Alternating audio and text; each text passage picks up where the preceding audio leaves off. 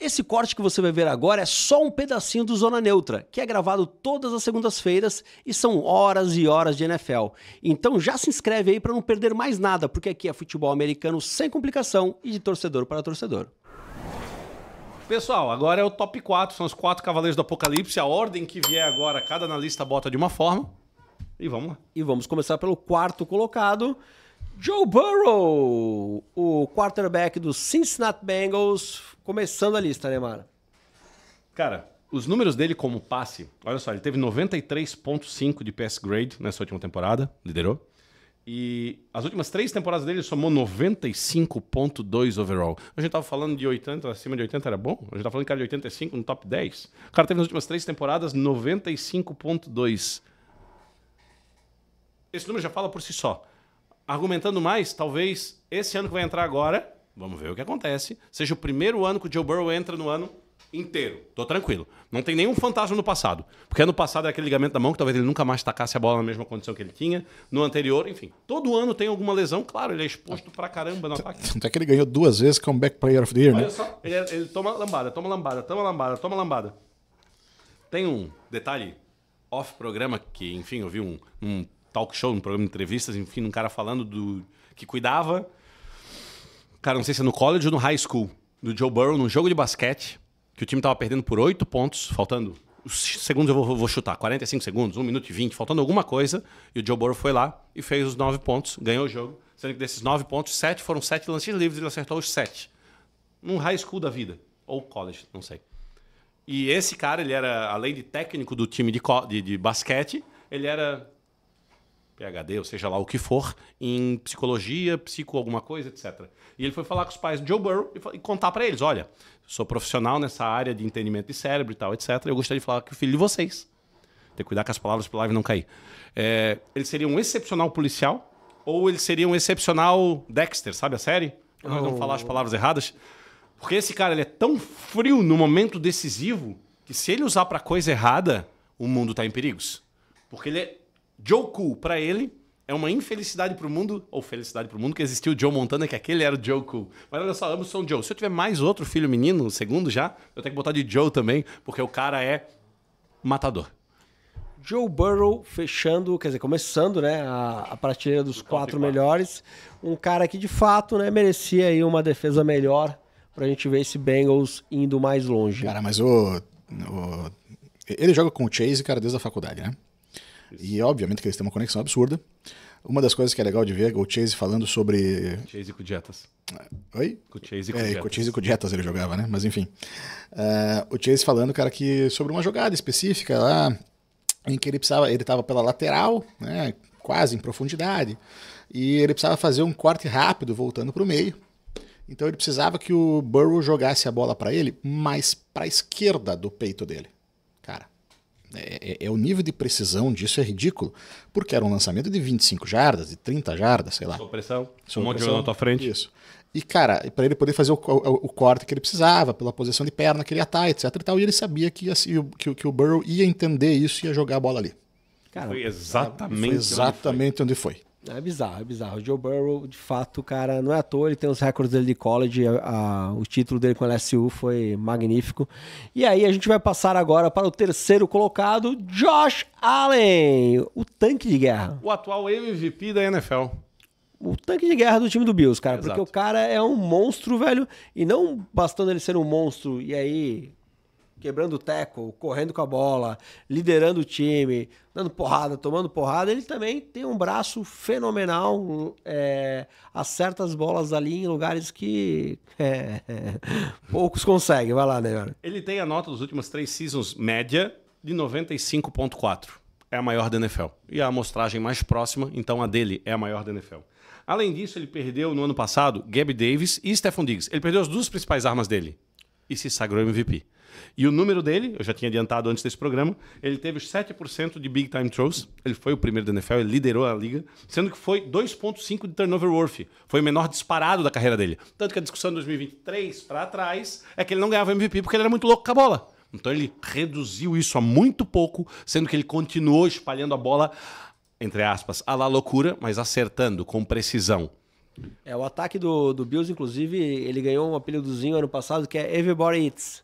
Que é tipo, cara, Manda pra todo mundo. É difícil pra defesa isso. Exatamente. Porque tu vai botar o teu lockdown cornerback aonde? Tanto faz. O Josh Allen consegue utilizar todos os receivers, todos os alvos dele. E aí é um ponto, né? Que não são lá dos melhores, né? Exatamente. Esse é o ponto. Exatamente. Um último ponto ainda sobre ele é que o pass grade dele tá atrás só de 2 jogadores. Um que já passou, que é o Burrow, que é o maior pass grade da NFL.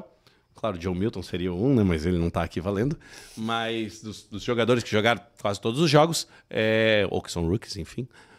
Ele, em primeiro, estaria o Burrow. E em segundo, um jogador que ainda está por vir.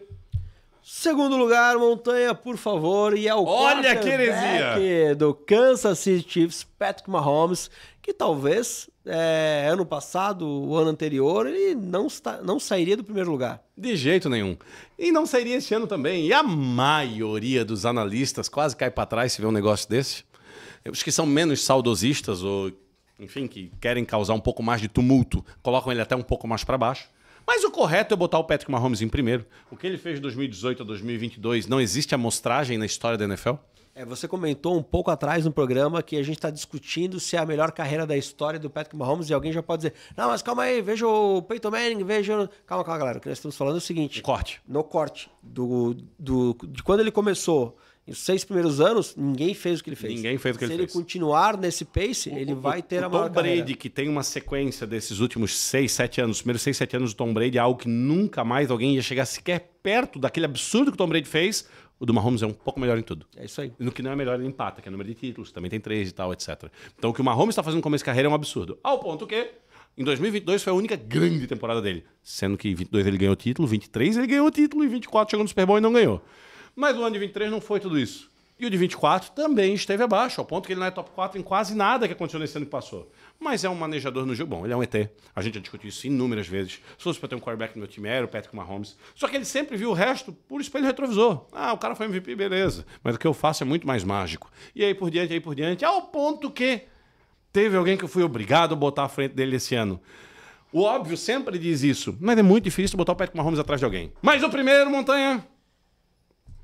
Tá aí o menino. Lamar Jackson, quarterback do Baltimore Ravens. Um cara que tem aí 3 MVP nas costas, né, cara? Sendo que ano passado poderia ter ganho também. Mas foi o melhor ano dele. Isso, mas deram para Josh Allen pelo que ele fez naquele time do Bills.